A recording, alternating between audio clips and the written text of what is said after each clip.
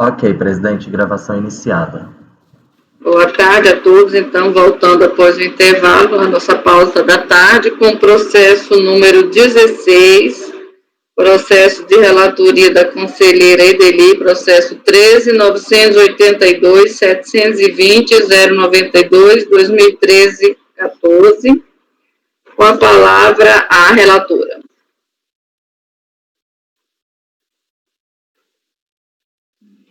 Recurso especial de Casa e Companhia Material de Construção em face de decisão proferida no acordo 1802.002.545, no qual foi dado provimento parcial ao recurso voluntário. No dia de decorrer do lançamento dos tributos incidentes sobre o lucro presumido e faturamento, apurados de 2009 e 2010, a partir da constatação de omissão de receitas escrituradas, além de omissão de receitas presumidas a partir de depósitos bancários de origem não comprovada, com acréscimo de multa qualificada, e isso depois da exclusão da contribuinte do Simples, com efeitos a partir de 2009.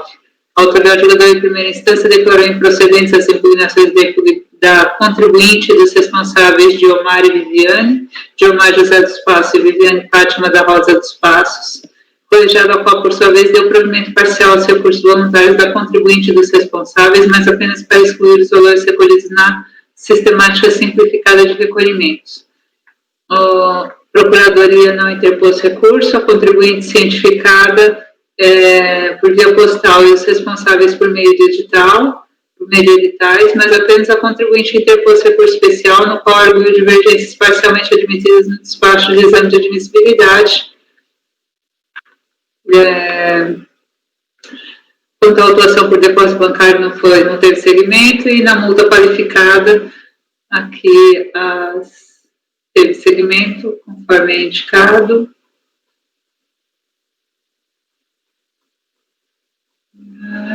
Em relação à responsabilidade solidária dos sócios, a contribuinte trouxe aí paradigmas para caracterizar a divergência. Também teve segmento. Eles não, apesar do segmento parcial, cientificados não apresentaram agravo, a contribuinte aduz que relativamente à multa qualificada deve ser observada a questão posta em preliminar, por quanto é necessário sobrestamento até o julgamento do RE, que teve sua repercussão geral reconhecida pelo STF, uma vez que o objeto desse processo judicial referente à apuração de natureza confiscatória da multa qualificada de 150 possui relação direta de prejudicialidade com o RESP. Acho que aqui é questão de exclusão de CMS da base de cálculo de PIS/COFINS. Na sequência da parte admitida seu recurso especial, diz que não houve em nenhum momento a comprovação de evidente intuito de fraude. Pelo contrário, todas as condutas escritas nos atos fiscais dizem respeito à caracterização de simples omissão, destaque que as intimações foram atendidas no curso do processo, não utilização de interposta pessoa, somente houve alegada omissão de rendimentos e a decisão recolhida ainda determinou o abatimento dos tributos recolhidos. Conclui assim que a decisão, ao aplicar a multa qualificada, desconsidera necessária a comprovação fática da fraude. Quanto à responsabilidade, aduz que não há qualquer apontamento sobre qual seria a participação dos sócios na questão do nexo de causalidade. A Procuradoria apresentou contra-razões, defende a manutenção da multa qualificada com base nos fundamentos do acordo recorrido e traz os argumentos de praxe aí quanto à caracterização do dolo, para concluir que a contribuinte praticou atividade ilícita comprovada, consistente na declaração reiterada de valores menores. Como resultado de sua conduta dolosa, houve evidente prejuízo. A conduta foi sempre resultado de sua vontade, livre e consciente, já que é realizada de forma sistemática. Faz observações também em relação à responsabilidade tributária, descrevendo as infrações com fraude, dizendo que há infração de lei, portanto, imputação de responsabilidade. Passando à admissibilidade, aqui o conhecimento do recurso especial da contribuinte, eu entendo que ele não pode ser integralmente conhecido na parte admitida, porque os questionamentos dirigidos à responsabilidade tributária imputada a Diomar e Viviane não foram por esses formulados, mas sim pela contribuinte, em petição assinada por Diomar, sim, mas na condição de representante legal da pessoa jurídica e não em nome próprio. E aí a argumentação de praxe, né, não apresentei ela aqui, mas reiteradamente já defendi em acórdãos de turma ordinária, que ninguém poderá pleitear em nome próprio direito alheio, salvo quando autorizado por lei, Aliás, a discordância da pessoa jurídica quanto à atribuição de responsabilidade a seus sócios mostra incompatível com os interesses da própria pessoa jurídica em bem liquidada pelo responsável pré-tributário. Trago aqui a jurisprudência quanto à ilegitimidade da pessoa jurídica para questionar a imputação de responsabilidade aos sócios. Transcrevo aqui o voto do ex-conselheiro Luiz Flávio Neto no acordo 9101002986, também nesse sentido. Ainda, como bem expresso pelo conselheiro Fernando Brasil, no voto condutor do 14.02001528, a contribuinte carece de interesse de agir legitimidade no que tange à responsabilidade tributária, dado que a Lei 9784, ao tratar do processo administrativo, estabelece no 9.2 o vínculo entre legitimidade e interesse de agir no processo, ao estabelecer como legitimados aqueles que, sem terem iniciado o processo, têm direito a interesse que possam ser afetados pela decisão a ser adotada. Nesse contexto, tem-se que a exclusão ou não de sócios incluídos no polo passivo da autuação e nada aproveitaria recorrente, dada a solidariedade da responsabilidade atribuída, em que o crédito tributário pode ser exigido integralmente de qualquer um dos sócios passivos solidários sem benefício de ordem. Dessa forma, o pedido para exclusão é desnecessário aos interesses da recorrente, pois não lhe adviria qualquer prejuízo se negado ou ganho se provido. Logo, diante de todo exposto, considerando a existência de dispositivo legal que autoriza a recorrente a pleitear direito à lei em nome próprio, bem assim que a execução ou não dos responsáveis do polo passivo da exclusão é desnecessária aos interesses da recorrente, deve prevalecer aqui também a decisão de não conhecer o recurso especial do contribuinte relativamente à matéria responsabilidade tributária. Quanto à multa qualificada, entendo caracterizado de dissídio com base nas razões de presidente de Câmara, por isso que conheço parcialmente. Votamos primeiro? Sim. Conselheira Lívia. Eu preciso de mais um tempinho, presidente, porque como foi assinado pelo Diomar, e considerando a informalidade do processo administrativo, eu preciso olhar um pouquinho o contexto fático aqui. Então, ou vista de mesa, ou passamos ao mérito e eu olho isso. Não, eu vou passar ao mérito, porque vai ficar prejudicado, né, Deli? Ou você acha que você que conhece? Tem matéria para ser apreciada, né, na parte conhecida da multa qualificada. Essa é apreciada independentemente da decisão de conhecimento. Só depende podemos ir para o mérito. Então, podemos ir para o mérito. Tá.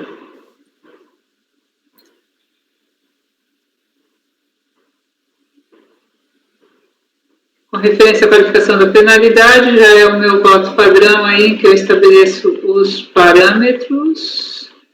Para ir bem lá à frente, no presente caso, tá? Já na página 17, folha 17.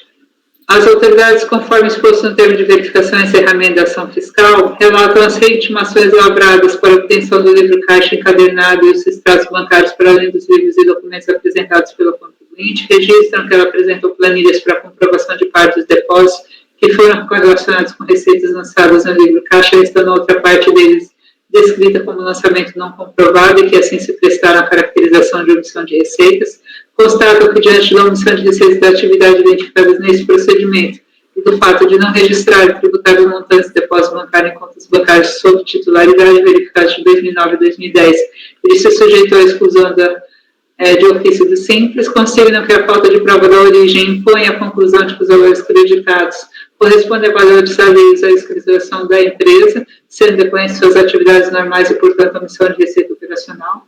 Registram que a contribuinte cientificada da exclusão optou pela tributação com base no presumido, embora ressalvando que essa opção seria incompatível com a possibilidade de questionar a exclusão. Indicam a fundamentação legal da exigência, embora a própria contribuinte aqui ressalvou. Foi a fiscalização.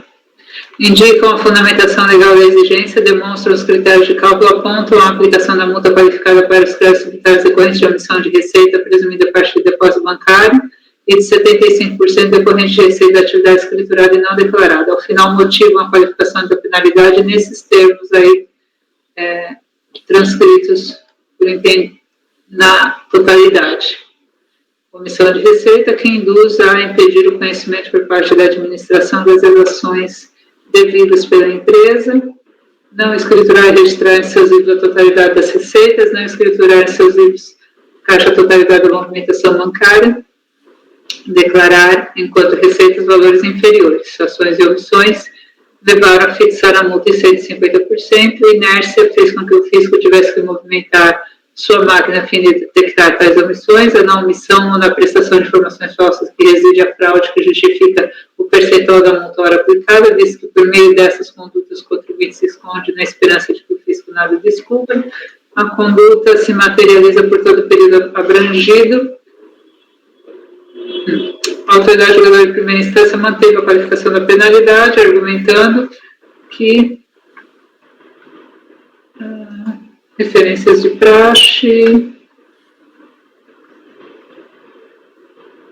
aqui, caracterização de dolo, que não é, entender que não é o caso das súmulas.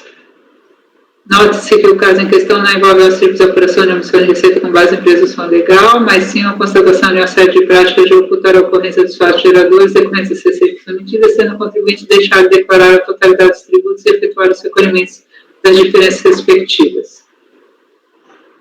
O colegiado endossou esse entendimento, consignando que, no tocante à aplicação da multa, deve ser aplicada apenas nos casos da 402, quando há intuito de fraudar, e no caso dos presentes autos, não envolve uma simples apuração de omissão de receita com base em presunção legal, mas sim uma série de práticas para ocultar as ocorrências dos fatos geradores.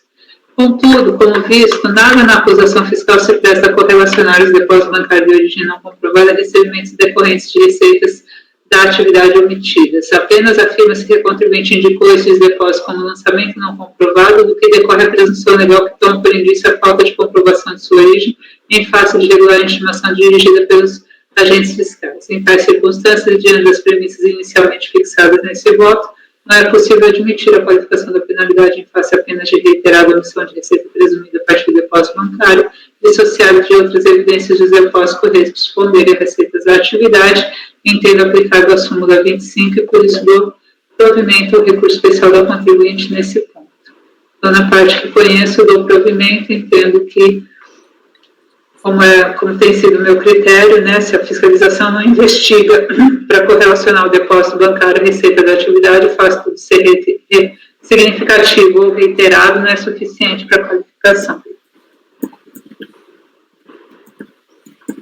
Conselheira Lívia, já tem condições?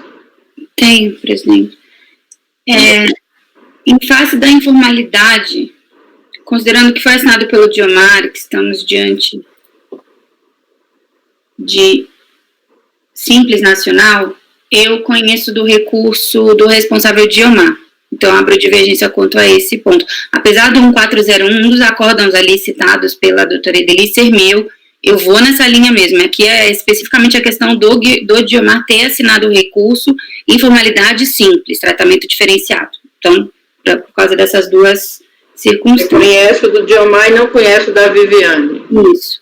E no mérito do recurso da contribuinte, na parte lida pela doutora Edeli, eu concordo integralmente. Aí, eu não analisei do mérito do recurso especial do sujeito passivo, farei isso enquanto votamos aqui, se for o caso. Conhecimento, então, conselheira Andréa. Bom, presidente, no conhecimento, eu acompanho a relatora. Conhecimento parcial para subir a multa qualificada. No mérito, aí peço vênia já para a relatora, minha posição é com relação a negar provimento ao recurso do contribuinte, primeiro porque ele foi excluído do Simples. Isso está no termo de verificação. Sendo presunção legal, para mim, inverte o ônus da prova, essa presunção está na lei. Então, a partir do momento que existe uma situação de depósitos bancários, a presunção legal é invertida e o contribuinte passa a provar. No caso, houve 2 anos calendários de não apresentação das receitas. Então, foram 24 meses. Isso está no TVF também. Então, diante desses fatores, eu peço vênia para divergir da relatora e negar provimento ao recurso do contribuinte. No conhecimento eu acompanho. Conselheira Amélia. No conhecimento eu acompanho a relatora. E no caso da multa qualificada, essa questão do simples, eu tenho votado de que isso sim seria um argumento para se qualificar, né? Quando ela é excluída do simples, no caso. Então, eu acompanho a divergência. Conselheiro Fernando. Presidente, eu vou acompanhar a relatora no conhecimento, sem problemas, e no que diz respeito também ao mérito, também tem esse entendimento de que, enquanto presunção legal pura e simples, sem não se agregar, por exemplo, a correlação de receitas, né, comprovar que alguns depósitos se referem efetivamente à receita oferida pelo contribuinte e não se manter no plano da presunção, eu acho também que a multa não pode ser qualificada. Então, acompanho integralmente o voto da relatora. Conselheiro Tozelli.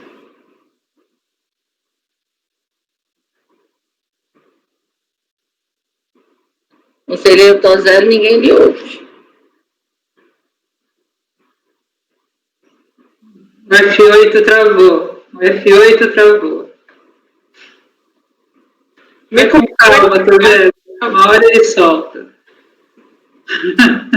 Vai tentando, mas sem apertar muito forte. Uma hora ele solta.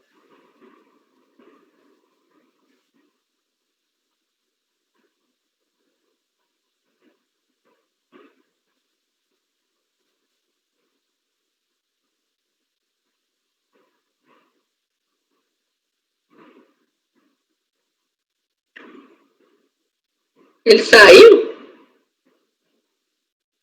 Ele não conseguiu. Ele falou por gestos que ele ia sair e voltar.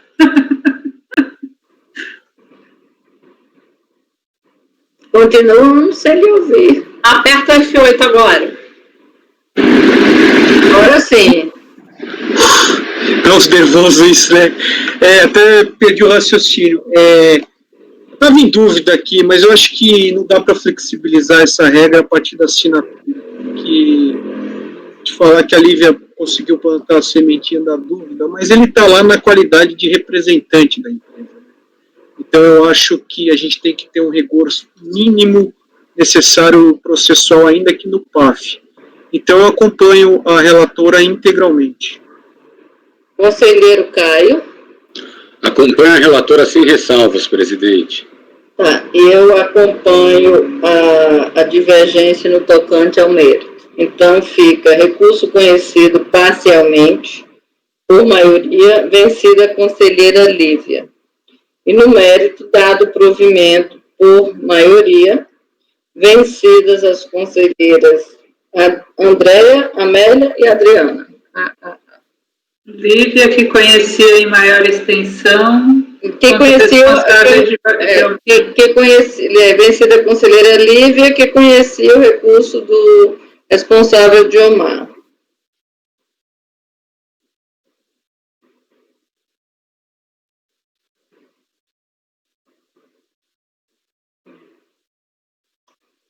Que conhecia também o recurso do responsável de Omar. Ok? Item 20 da pauta, processo de relatoria da conselheira Amélia, processo 13.982.005.94/2007/79. Com a palavra, conselheira. Trata-se de um processo julgado pela terceira turma especial da primeira sessão deste Conselho, que foi dado parcial provimento de recurso voluntário, segue a emenda. O provimento parcial foi para expurgar das bases de cálculos dos lançamentos de RCS, PIS e COFINS, os valores atinentes aos créditos presumidos de IPI, reduzir as multas de ofício qualificada, passando de 150% para 75%. Reconhecer a decadência dos créditos de IRCS lançados anteriormente ao quarto trimestre do ano de 2002, declarar a caducidade das exigências de PIS e COFINS aos fatos geradores ocorridos anteriormente a outubro de 2002, nos termos do relatório, né? Houve oposição de embargos pela PGFN, que foi acolhida e reconhecida a decadência dos lançamentos reflexos de PIS e COFINS em relação aos fatos geradores de janeiro de 2002 a setembro de 2002.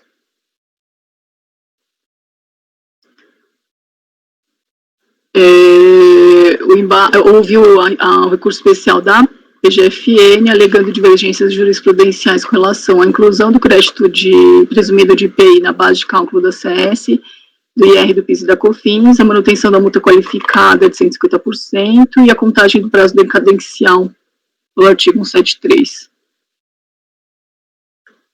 Despacho de admissibilidade, ele foi admitido. Nos três itens, né? O contribuinte apresentou contrarrazões, onde pugnou inicialmente pelo não conhecimento, pois entende que os acordos paradigmas apresentados não servem para apontar a divergência interpretativa em nenhum dos 3 itens, e que recorrente se limitou a transcrever as emendas dos acordos sem indicar analiticamente os pontos controvertidos, e no mérito a manutenção do acordo recorrido. Apenas para relatar que também houve adesão parcial pelo contribuinte ao parcelamento. Houve um despacho de saneamento para que houvesse um despacho de admissibilidade complementar para análise do item relativo à exclusão da base do PIS e da COFINS do crédito prêmio de IPI. E aí o despacho complementar foi acostado às folhas 2323 seguintes e deu seguimento também. A recorrida foi novamente intimada do despacho e apresentou suas considerações, onde ratificou integralmente as contrarrazões já apresentadas no relatório. Passando ao conhecimento, o contribuinte entende que os paradigmas apresentados não servem para apontar a divergência para nenhum dos itens, mas também não traz de forma analítica em quais pontos os acordos não demonstram a similitude fática, faz apenas de forma genérica. Quanto ao primeiro item, foram apresentados 2 paradigmas, o acórdão 101.94343, CSL, crédito presumido do IPI. Então, verifica-se do voto condutor o seguinte: no caso do subexame, o contribuinte registrou o estado crédito presumido a título de conta de receita operacional, cujo procedimento em nada modificou a apuração do resultado contábil, porém, ao apurar a base de cálculo da contribuição social, excluiu os valores anteriormente incluídos, reduzindo-se assim o valor do tributo recolhido. A CES possui como base de cálculo o valor do resultado do exercício antes da provisão do IR, sendo cabível a exclusão do mesmo apenas dos valores previstos no artigo 2º da 7689 com as alterações, o que não é o caso dos autos. A matéria está inserida no artigo 335 do RIR, serão computados na determinação do lucro operacional as recuperações, devoluções de custos, devoluções ou provisões, assim as exclusões do lucro líquido preferido da operação na base de cálculo da citada contribuição são admitidas tão somente quando expressamente previsto na legislação. O outro, acórdão 9101000551, também, maioria do colegiado diverge do voto do relator na apreciação do recurso por considerar que o crédito presumido do IPI não pode ser deduzido da base da CSL, apurada pelo lucro presumido, não se aplicando o artigo 53. Não se trata de mera recuperação de custos, mas de receita operacional. O crédito presumido foi instituído pela 9363, incentivar as exportações com a redução da carga tributária, visando aumentar o poder competitivo das empresas. Passou a ter direito do crédito presumido de IPI, com ressarcimento das contribuições do PIS e da COFINS, nem sobre matérias-primas, embalagem adquiridos no mercado interno. Ademais, na base de cálculo da contribuição social do lucro líquido, corresponde ao valor do resultado líquido antes da previsão, pode ser excluídos apenas os valores previstos. Então, inexistindo previsão legal, tendo vista a previsão legal contida no artigo 19 da 9430, verifica-se a correção da autuação. E o acordo recorrido, por sua vez, entendeu que o crédito presumido de IPI não deve ser relacionado à base do IR da CS presumida conforme os seguintes trechos. Então, aqui eu trouxe a colação. Então, da análise verifica de fato são divergências, portanto, conheço deste item do recurso especial. Com relação à não exclusão da base do PIS e da COFINS, também apresento o paradigma 201.77681. O voto vencedor negou o provimento neste caso, com relação à exclusão desse crédito. Também trago aqui a conclusão. Então, vejo que também houve a divergência e o paradigma apresentado, essa divergência é patente. Então, também conheço deste item. Quanto ao segundo item, multa qualificada. Isso ainda a questão que refere-se à conduta reiterada de emitir receitas, que para os acordos requeridos não foi suficiente para a qualificação da multa, diferente dos acordos paradigmas apresentados. Então, trago trechos aqui do acordo recorrido. O agente autuante majorou a sanção oficial por entender que a omissão reiterada por parte da empresa fiscalizada mediante escrituração inadequada dos cheques compensados de um lado e realização de mútuo não documentalmente comprovado entre sócio, sociedade e outro, ficaria evidente o intuito fraudulento. Parece-me que essa qualificação, no entanto, é insustentável, não obstante o brilhantismo trabalho da fiscalização, desarrazoada a impingência da penalidade majorada, a justiça não ter sido comprovado com necessária certeza que o tópico requer ocorrência da fraude ou de dolo específico. A imposição da multa não pode embasar-se na mera constatação da omissão de rendimentos, ainda que de forma repetida e vultosa. Baseou-se também na súmula 14 deste CARF. E aí trouxe o paradigma 101.94.095 e 107.09376. Em ambos acordam a conduta reiterada na redução de tributos declarados foi suficiente para caracterizar a conduta dolosa, o que justificou a manutenção da multa qualificada. Então, também conheço desse item. E no que tange ao terceiro item, a decadência, o acordo requerido ao afastar a multa qualificada não havendo o intuito fraudulento, entendeu ser aplicável o artigo 150 e, consequentemente, afastou algumas competências do imposto de renda, contribuição social, PIS e COFINS. Em ambos acordam paradigmas apresentados, a aplicação é do artigo 173, diante da prática reiterada, né, do dolo. Ademais, reclama requerente acerca da aplicação do 150, ainda que não tenha havido antecipação do pagamento dos tributos lançados. Então, também, eu entendo que este item deve ser conhecido diante da divergência.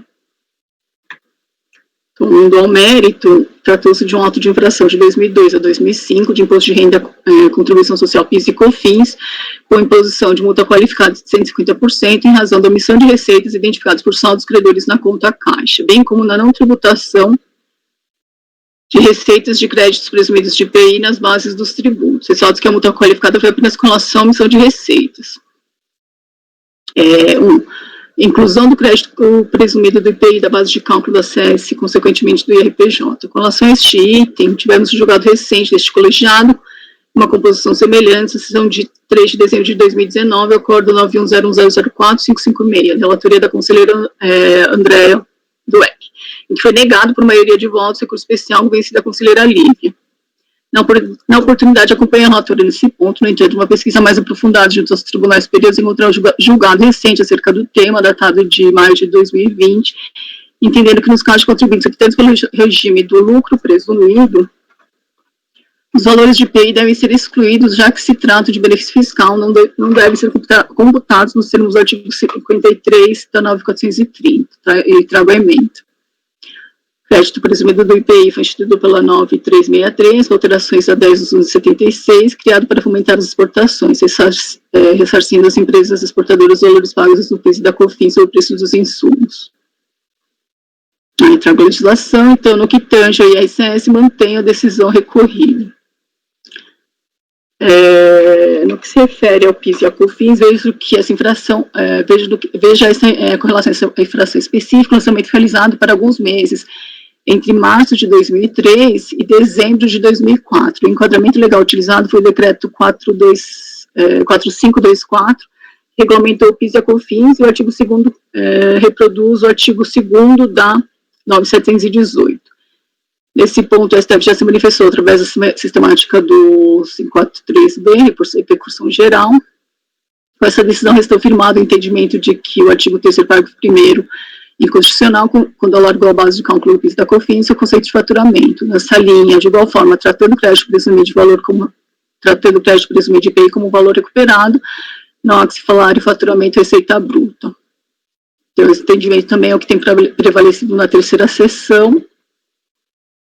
Aí eu trouxe aqui o 9303, 010-250 de março de 2020, nesse sentido. Então, também mantém a decisão recorrida. Com relação à multa qualificada, o TVF de folhas 2008 fundamenta dessa forma, especificamente quanto à omissão de receitas, a conduta adotada pelo contribuinte teve por objeto impedir o conhecimento por parte da administração tributária do total das exações devidas pela empresa mediante as seguintes ações e omissões: não escriturar em seus livros contábeis a totalidade das receitas auferidas, declarar nas DPJs respectivas enquanto receitas valores inferiores ao efetivamente inferido, prestar informação falsa à administração, haja vista que nas DCTEPs e DECONs respectivas constam débitos inferiores ao efetivamente devido pelo autuado. Inserção em sua contabilidade de elementos inexatos, visto que, como já demonstrado, o contribuinte omitiu lançamento, saídas da conta caixa, a fim de acobertar a movimentação de recursos mantidos à margem de sua escrituração regular, mormente conhecido como estouro de caixa. É relevante notar que a conduta adotada pelo contribuinte se materializa por todo o período abrangido por esta atuação e que, pela quantidade de lançamentos, demonstra que não houve um mero erro de fato. O acordo recorrido afastou a qualificação, entender que não foi comprovada fraude ou dolo específico. A qualificação se deu na parte relacionada à omissão de receitas, na existência de saldo credor de caixa, e que o acordo recorrido assim mantém. O agente autuante pela escrituração da empresa, em cotejo com os extratos das movimentações bancárias, foram merecidos pela própria fiscalizada por a realização de pagamentos feitos com recursos provenientes de contas correntes, mediante cheques compensados, escriturados a título de débito na conta caixa, simultaneamente no internotor fiscal que precisa na escritura a saída desses montantes, mediante escrituração de título de crédito, com correlato lançamento a débito na conta contábil. Procedimento contábil mantido pelo recorrente nitidamente adequado, pois os cheques liquidados por compensação apresentam pedido de ingresso de receitas. Qualquer que tenha sido os motivos alegados para essas operações, certo que o lançamento a débito deveria ter sido acompanhado do correspondente registro a crédito na mesma conta, o mesmo valor e mesma data em o dia próximo, conseguindo a saída dos recursos. Assim, ao não proceder, a empresa mitigou irregularmente eventual saldo credor caixa derivado da não contabilização de outros ingressos de receita. Esse cenário agiu corretamente o agente fazendário ao glosar os lançamentos contábeis incorretos. Se recomposto caixa, sem escrituração a débito dos cheques compensados, acabou-se por apurar saldo credor, nada mais acertado que a tributação dessa diferença. Tal situação prevaleceu por todo o período fiscalizado de 2005 de 2002 a 2005, 4 períodos consecutivos de forma ininterrupta. De fato, não há como se justificar tais práticas como meros erros ou equívocos, então tal prática se configura como reiterada, trazendo à tona o dolo e afastando a aplicação da súmula 14. Então, eu mantenho a multa qualificada, e aí com o estabelecimento da multa qualificada, aplica-se 173. Assim, se afastar a decadência de igual forma. No primeiro ao terceiro trimestre de 2002 para IRCS, setembro de 2002 para PIS e COFINS. Então, eu conheço do recurso especial e no mérito do olho parcial provimento. Eu voto. Conselheira Edeli. Você.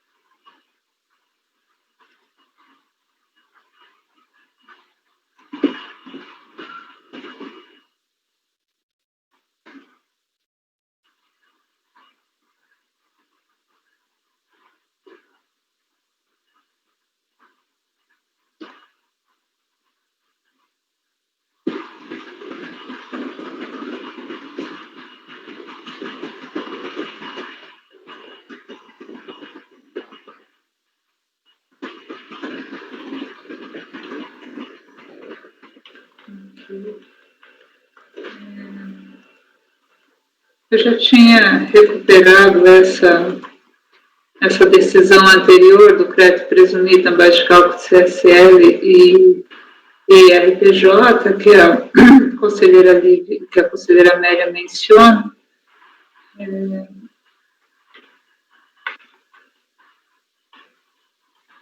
Eu sempre tive dúvida quanto à aplicação do artigo 53 nessas circunstâncias, e a dúvida que é recorrente aqui na Câmara Superior também, né, porque tivemos esse trânsito aqui.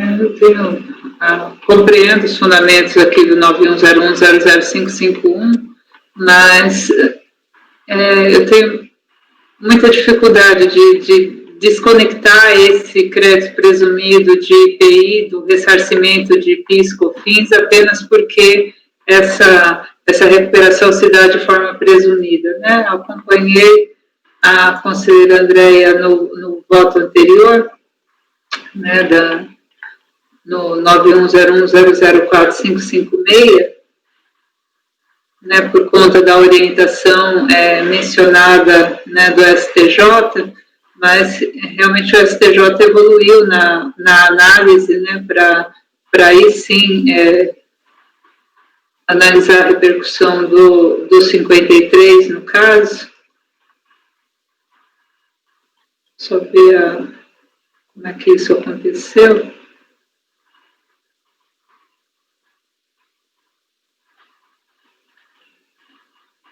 A decisão é de 19 de maio de 2020, né, e ela estava submetida a embargos quando nós fizemos aquele outro julgamento.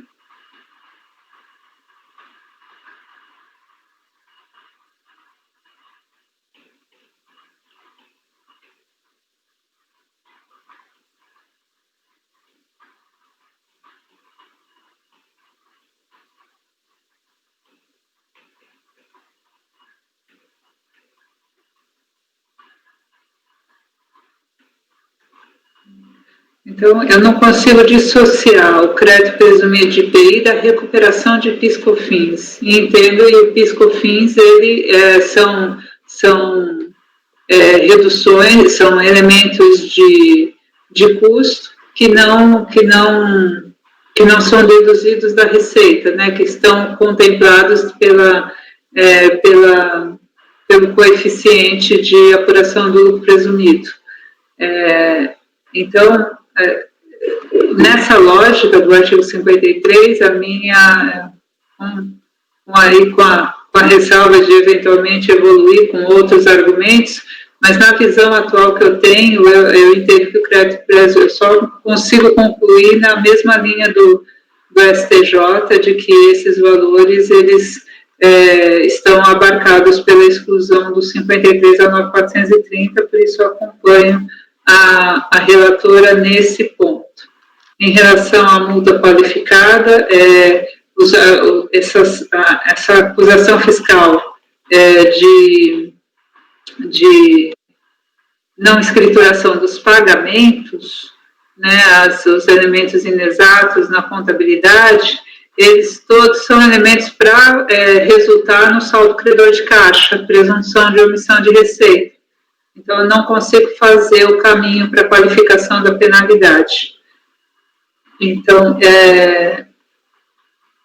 nesse ponto, eu afasto a qualificação, então eu nego o provimento aqui ao recurso da Fazenda, né? O recurso é todo da Fazenda, né?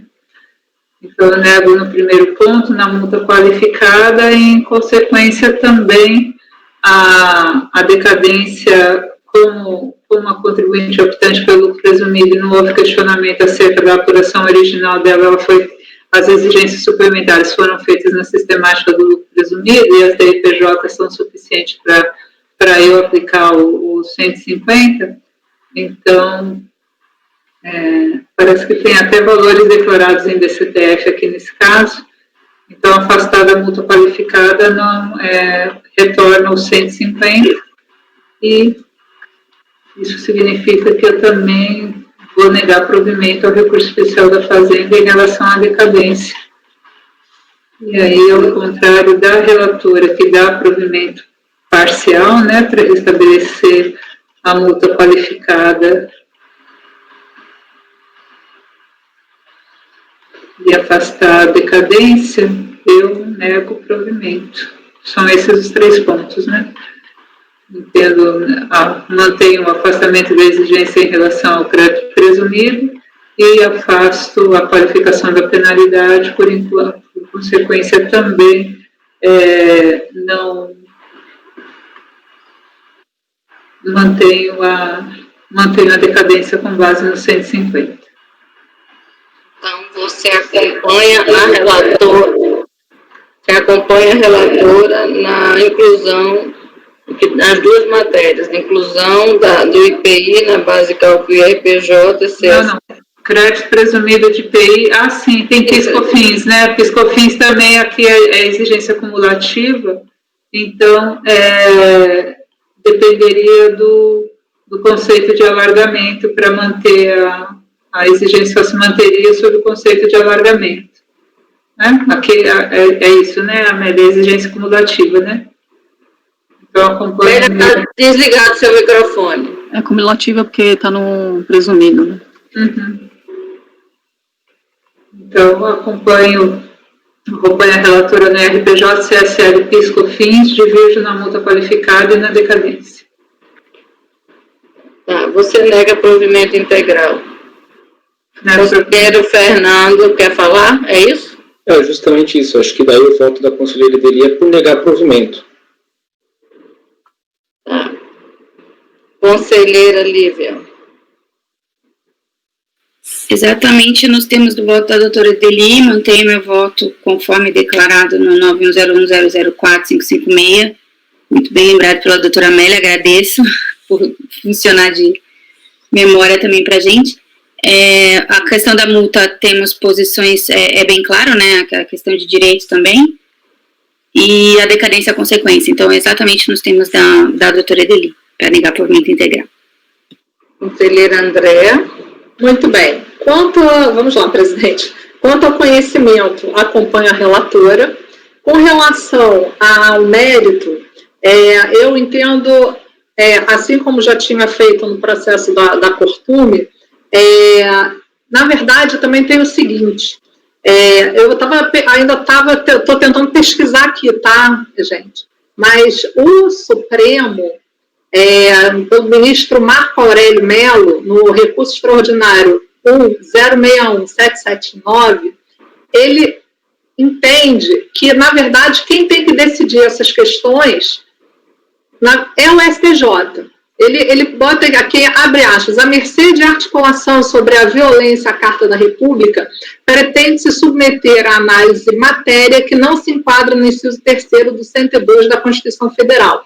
A par desse aspecto, destaco deve ser observado que o decidido pelo Supremo Tribunal Federal no extraordinário 1052-277, de relatoria do ministro Dias Toffoli, quanto à inexistência de repercussão geral da questão relativa à inclusão de benefícios fiscais na base de cálculo do imposto de renda da contribuição sobre o lucro, tema similar ao debatido no presente processo. Então, é uma situação que ele entende similar e entende que quem deve decidir é o STJ.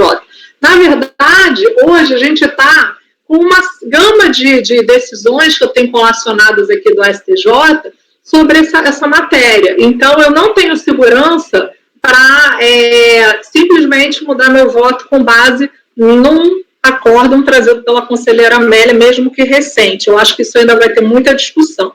Então, nesse sentido, conselheira, eu peço vênia, eu vou manter o meu posicionamento do acórdão prolatado em 2019 com relação ao crédito presumido na base de cálculo do IRPJ e CSLL. O PIS e COFINS, pelo que eu estou entendendo, ele acaba sendo, ele é cumulativo, né? Então é reflexo, né, também. Então eu dou provimento integral, não é reflexo? Pode falar, conselheira. Não sei, Adriana, pode falar? O Caio quer falar. Não, doutora, salvo engano, eu acho que aqui não é uma situação de reflexo da infração, é uma situação da conceituação da base de cálculo do cumulativo. Mas é omissão de receita, não é? A gente está falando de omissão de receita. Não, mas é o crédito prêmio do IPI. Tá, e é tido como receita. A discussão é se ele é receita ou se ele não é receita. Perfeito, né? Mas no sentido de que exatamente, mas então a gente não está... fora, ele é receita. Sim, não, pode falar. Mas diferentemente de, por exemplo, depósitos, né, ou qualquer outra receita que não tem dúvida sobre a fenomenologia da incidência, nesse caso o debate é 100% jurídico, de se crédito de IPI, ele está dentro do conceito de receita / faturamento, ou se ele está fora. Então, nesse caso, não é o clássico reflexo. Era isso só que eu queria dizer. Entendi. É porque eu sou, às vezes, mais sucinto, eu entendi. Então, bom, Adriana, tem muita gente querendo falar. Tá, o Fernando, depois do Tozélio, eu estou acompanhando. Fernando. Não, acho que só para ver também se eu compreendi. A questão aqui em relação ao PIS e COFINS é até da constitucionalidade, em relação à questão do julgamento do Supremo, no que diz respeito a ser outras receitas dentro do PIS e COFINS no regime cumulativo. É isso, né, conselheira Amélia? Obrigado. Então, não me sinto confortável ainda de decidir essa matéria. Portanto, eu vou manter o meu voto no curtume e vou,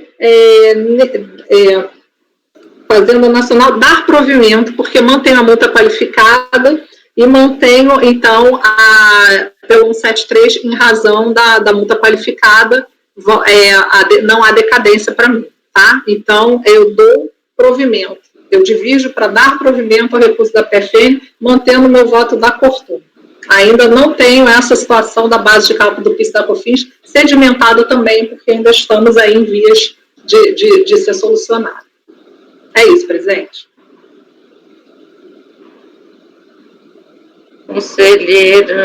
Conselheiro Fernando. Presidente, eu vou acompanhar a divergência da conselheira Ideri, né? Essa questão do crédito presumido de IPI é uma questão complicada, né? Sempre vai surgir divergências, interpretações diferentes, mas por hora eu também vou acompanhar esse entendimento do STJ, porque esse crédito presumido de IPI, lembrando que ele é para ressarcir um PIS e COFINS do regime cumulativo. Né? Era para isso que ele servia, né? E por isso que me parece que ele se amolda bem ali ao artigo 53 da 9430, lembrando que o PIS e COFINS eles estavam incluídos, né, na base de cálculo no conceito de receita bruta, quando foi feita a venda, ele está dentro lá do preço de venda, né? E no momento então foi tributado aquele valor, na hora que se restabelece parcela desse PIS e COFINS sob a forma de crédito presumido de IPI, me parece tratar-se realmente de uma recuperação de custo. Né? Quando a gente deve o PIS e COFINS, que estava incluído na base de cálculo, ele recupera aquela parte em forma de crédito presumido de IPI. Acompanho também a questão da conselheira Ideli a respeito da multa qualificada. Eu entendo que ainda se trata, a gente está falando ainda de presunção legal de saldo credor de caixa, né? Não consegui vislumbrar ali nenhuma situação que eu avance de uma autuação com base em presunção legal, e por esse motivo eu também cancela, quer dizer, nega o provimento em relação à multa qualificada e nega o provimento em relação à decadência, em resumo, é negar provimento ao recurso.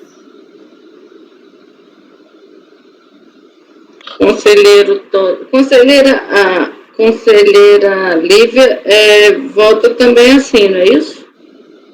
Então, até agora, Lívia, Fernando e Edeli que negam integralmente. Conselheiro Toselli. Presidente, parece que não há dúvida de que isso não é faturamento, então não integra a base do PiscoFins. A questão é se é receita ou não é receita, então a discussão deveria ser restrita a IRCS. Nesse sentido, eu concordo com a decisão da STJ, não vejo que tem natureza de receita bruta e sim recuperação de custo, então não integra a base. Quanto à prática, quanto à qualificada autuação, partiu exclusivamente de presunção legal, então não vejo dolo. A única coisa que eu divido do entendimento para decadência, para mim não basta a DIPJ, é que nós estamos falando de diferença de recolhimento. Então houve antecipação de pagamento, isso para mim que é determinante para aplicar o 150, parágrafo 4º. Então, resumindo, eu acompanho a divergência, mas em relação à decadência por outro fundamento, como voto.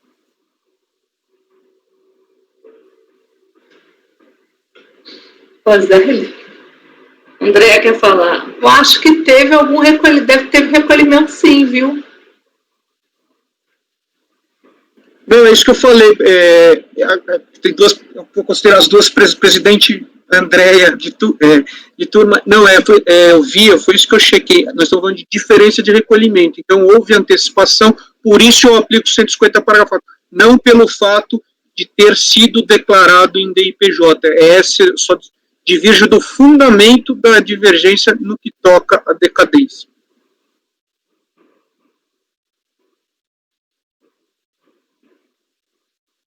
Tá. Conselheiro Caio.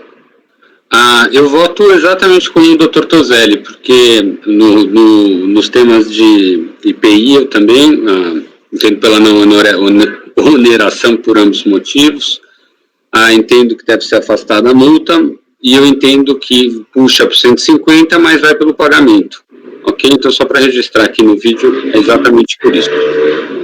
Então, no fim, presidente, a minha divergência, ela é com a Edeli na conclusão da decadência junto com o Toselli. Então, eu e o Toselli, nós temos a mesma conclusão em relação à decadência. Só que em termos decisórios é igual a Edeli. Tá. Edeli, só uma coisa, da CSLL do IRPJ, o voto da Amélia cita um processo em que a gente acompanhou a Andréa. Nesse processo que a gente acompanhou a Andréa, era optante do presumido? Você que tem tudo aí?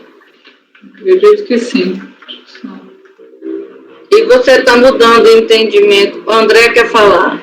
É justamente por conta do acordo do STJ. Cada vez que o STJ vai entendendo, aí o entendimento vai evoluindo. E a minha percepção é exatamente essa. Eu tenho que me pautar pelas minhas premissas até que não venha nada efetivo do Tribunal Superior dizendo é assim. Então, isso é pautar. É isso, tá, presidente? Tá.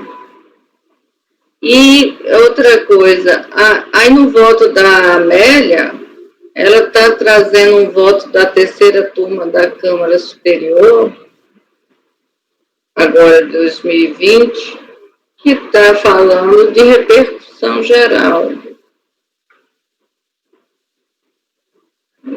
Eles trazem, a terceira turma está entendendo que a hipótese é do 62, parágrafo 2. Por que você não considera repercussão geral isso aqui, André? Esse acordo da STJ trazido pela Amélia não é repercussão geral.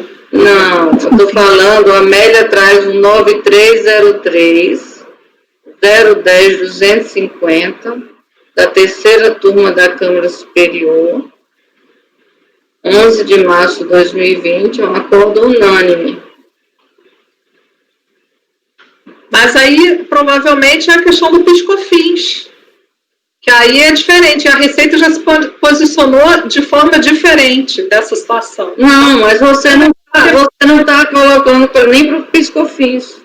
Não, isso não está definido ainda, presidente. Isso aí eu vou olhar o acórdão, mas isso não está definido ainda. Até onde eu sei que o acórdão da terceira turma da Câmara Superior está colocando no 62 para segundo. Vou olhar, deixa eu me parar. Toseli e Amélia querem falar. Amélia, não? Não, é justamente isso que eu ia falar, que esse caso aqui é pro PIS e para COFINS, né? Então, o PIS e para COFINS, mas eles estão considerando que isso está com repercussão geral já? É, no sentido de que o parágrafo 1º do artigo 3º, ele é inconstitucional, né? Toseli. Não tem... Presidente, aqui são duas discussões diferentes. Para PIS e COFINS, a questão é, como o Supremo falou que receitas estranhas ao faturamento não são sujeitas a PIS/COFINS, como crédito, aqui nós tem a definição de que é esse ingresso, o que é esse ingresso contado. É crédito presumido. Então, o silogismo do acórdão precedente, citado pela senhora da outra turma da Câmara Superior, é: como crédito presumido não é faturamento, aplica-se a decisão do Supremo que me vincula, então afasto. Já para IRCS, essa repercussão geral não aplica, porque a questão para IRCS passa a ser não mais faturamento. A questão agora é, o crédito presumido, tudo bem, não é faturamento, mas é receita. Para quem entende que é receita, vai estar sujeito ao IRCS, como é o precedente da doutora Andréa, para fins de IRCS exclusivamente. Para quem entende que é recuperação de custo, como o STJ e os demais aqui, aí vai falar que também não é para IR. O ponto aqui realmente, talvez, para a reflexão da conselheira Andréa, é como superar a manutenção de PIS e COFINS diante da decisão do Supremo, porque aí me parece que vincularia a gente, ao contrário do IRCS, que só tem por base decisão do STJ, que não é vinculante nesse caso. Andréa quer falar. O Supremo não modulou os efeitos dessa decisão. Essa decisão está pendente. A Receita emitiu um parecer nesse sentido e eu vou seguir, eu geralmente costumo seguir as orientações emanadas do órgão Receita Federal. Então, como essa situação ainda não está modulada, não se sabe ainda como vai acontecer, eu não posso considerar uma situação como trazida pela colega da terceira turma da Câmara Superior, com todo respeito e todas as vezes. No momento, eu voto dessa forma, presidente.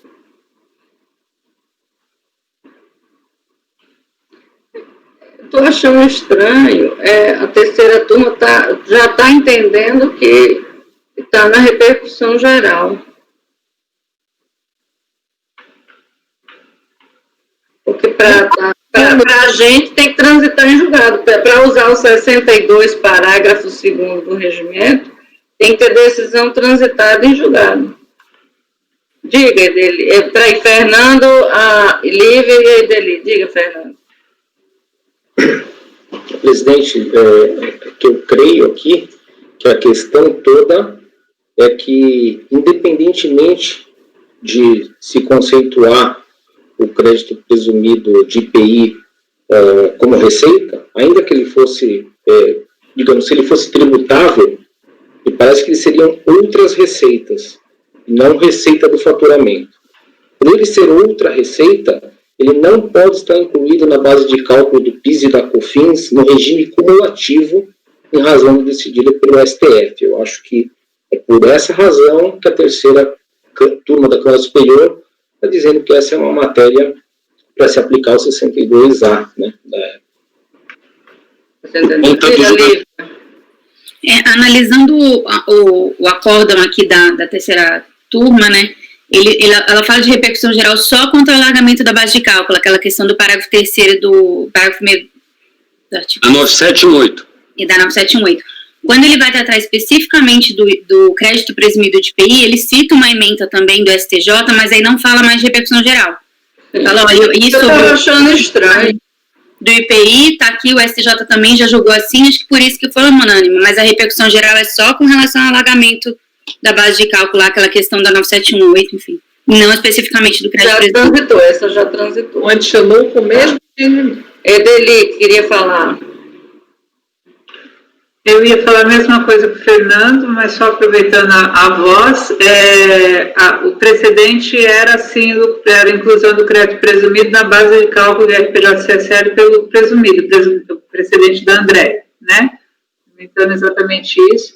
Essa situação sempre foi uma situação que me incomodou e concordei em aplicar a decisão do STJ, né, porque teria essa linha de incentivo, né, essa não conexão direta com o PIS/COFINS, como foi, inclusive, estabelecido no outro precedente mais antigo da Câmara Superior, o 9101000551, mas isso sempre foi um incômodo para mim, admitir que realmente, por ser presumido, não teria essa conexão.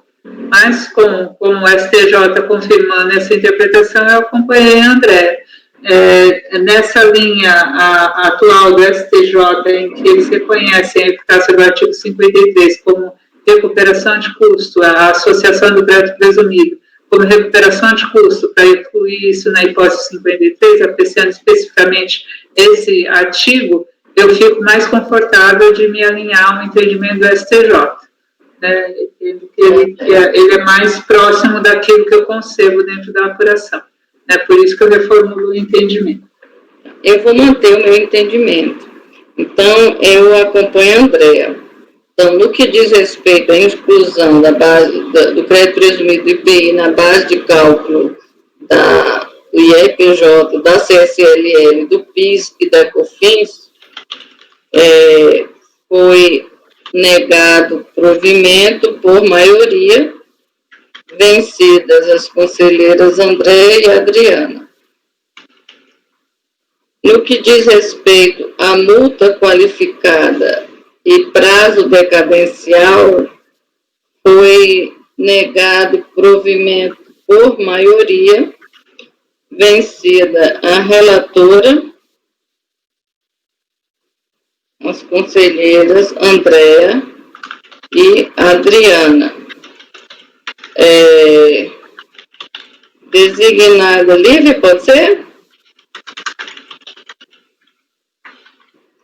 Pode registrar o DV para mim, se eu tiver tempo? Tá, DV Edeli. Andréia, DV Andréia, desculpa. DV Edeli, DV Andréa. E os conselheiros Caio e Toselli acompanharam a relatora no que diz respeito à decadência pelas conclusões. Não? Divergiram. Gente, Acompanharam o meu voto pelas conclusões. Acompanharam a divergência pelas conclusões. É que faltou você registrar o resultado da decadência. Por decadência também, por maioria de votos, foi negado o provimento. Eu votei que foi negado o provimento por maioria de votos para multa qualificada e prazo decadencial. Sim. Certo? Vencida a relatora, Andréa e Adriana. Certo?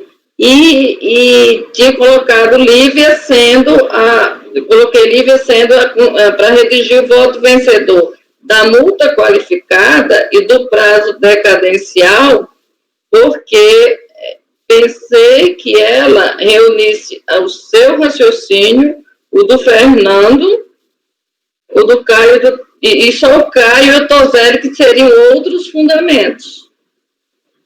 Lívia e Fernando e Edeli não pensam igual em relação à multa qualificada e decadência, não?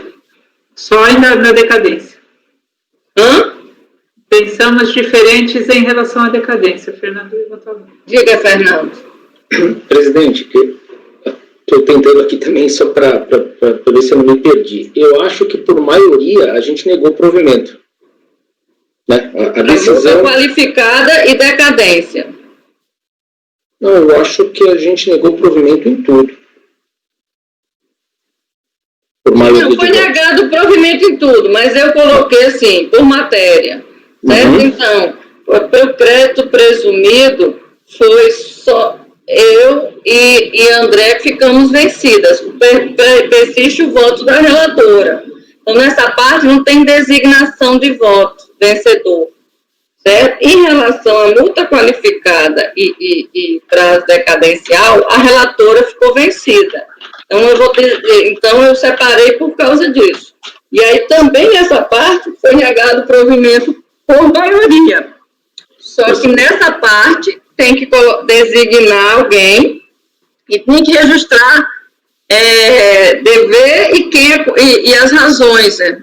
Presidente, eu creio que em relação à decadência, nem a doutora Lívia, nem a doutora Edeli, nem eu discordamos dos fundamentos do Caio e do Toselli, que se tem pagamento antecipado, né, no caso, só que a gente tem um fundamento adicional da questão da declaração da DIPJ. Então, seria aplicar o 105, primeiro, afasta o dolo, porque a gente tirou a multa qualificada, e aí para ver os pressupostos, para ver se poderia aplicar o 150. Tem pagamento antecipado, no caso, tem pagamento antecipado. Nisso, eu acho que a gente concordaria, os 4 concordam, né? Então, o Toselli fica de voto vencedor, e quem tem argumento adicional, que vai ser Deli, que vai fazer declaração de voto, e André por outros fundamentos. Pode ser assim? Aí a gente registra quem acompanha. Como é que vocês querem? Como é que você sugere, Fernando? Uma sugestão que poderia colocar é que o Toselli e o Caio acompanham em relação à decadência com base na existência de pagamento antecipados. Bom, aí quem fizesse o voto vencedor colocaria os dois fora. Poderia ser ou pelo pagamento antecipado ou pela DIPJ. E aí a gente registra que eles acompanharam pelo pagamento antecipado. Uma sugestão, porque aí não precisa... Lívia, o que quer falar? Eu tenho um voto geral da decadência que eu falo, aqui na turma ninguém tem o mesmo entendimento, existem várias linhas, eu digo várias linhas sem dizer nomes. E eu digo, no caso, aqui aconteceu o seguinte, pagamento antecipado, afastado do dolo, logo é 150. Eu não preciso entrar no mérito de houve ou não declaração. Eu só colocaria os fatos e falaria, ó... Não, designada Lívia, pronto. De conclusão. Tá certo, dever Deli ainda? Quanto à qualificação da multa só, que... Não sei se temos o mesmo entendimento também do afastamento da qualificação da multa. Eu acho, doutora Lívia, nessa mesma linha que ninguém aqui que afastou a multa diverge que ela foi qualificada pela presunção, e a presunção não é suficiente. Tá. Então, não precisa entrar muito detalhe, acho que tudo está registrado e esse foi o critério determinante, né? Acho que, se alguém se opuser, por favor. Ok, então, assim, designada a Lívia, conselheiras Edeli e Andréa farão declaração de voto. Terminamos por hoje? Terminamos, não é? A foto! Encerrada a sessão. Presidente, posso finalizar a gravação? Pode finalizar.